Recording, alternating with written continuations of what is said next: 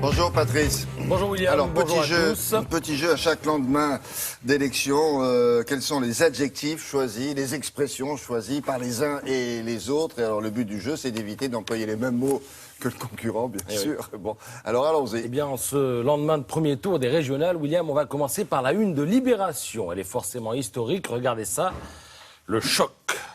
Alors, attention, là on me dit qu'il y aurait une petite erreur. Voyons voir, revoyons voir, toute la une, l'ensemble de la une, voilà. C'est le père, ça. Le choc. C'est bien ce que je me disais. Voilà, ouais. Avec Jean-Marie Le Pen à la une.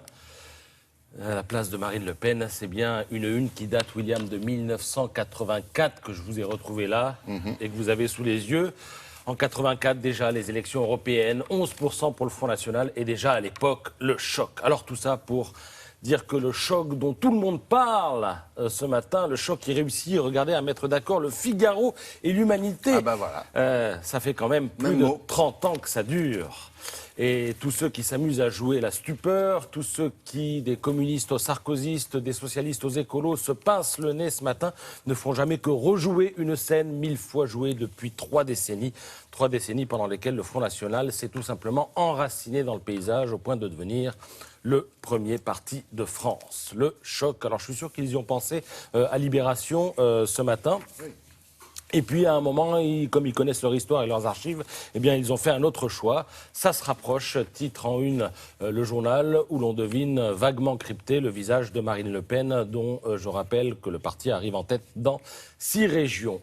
Comme toujours, dans ces cas-là, la question qui émerge, c'est pourquoi? Alors, on a évidemment droit ce matin dans les journaux à l'avis d'une ribambelle de spécialistes. Je retiendrai l'avis de Nicolas Lebourg, historien de l'extrême droite. Il estime que le Front National n'a peut-être pas une vision claire de ce qu'il ferait, mais il a une vision du monde très claire. Elle consiste tout simplement à recréer des liens communautaires entre les nationaux et une amitié nationale très forte. Ce faisant, le Front National se distingue du Parti socialiste et des Républicains, dont la ligne est illisible, dit le même historien. Personne ne sait ce qu'ils veulent faire de la France, note-t-il.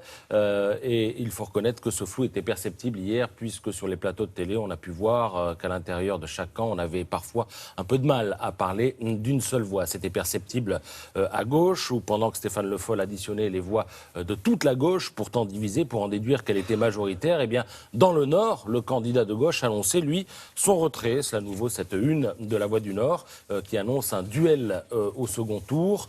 Retrait également dans la région PACA, ce qui nous vaut se tous contre elle à la une de Var Matin. Mais, comme le note Jean-Marcel Bougreau dans La République des Pyrénées, le flou était aussi perceptible hier à droite, où les centristes, alliés des Républicains, exprimaient une divergence avec Nicolas Sarkozy en n'excluant pas le retrait des listes qui arrivent en 3e position au premier tour. Alors, ni retrait, ni fusion a le mérite de la clarté, mais est-il tenable?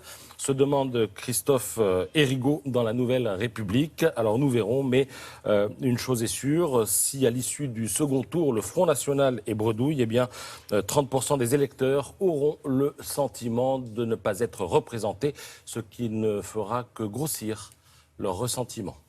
Merci beaucoup, à tout à l'heure.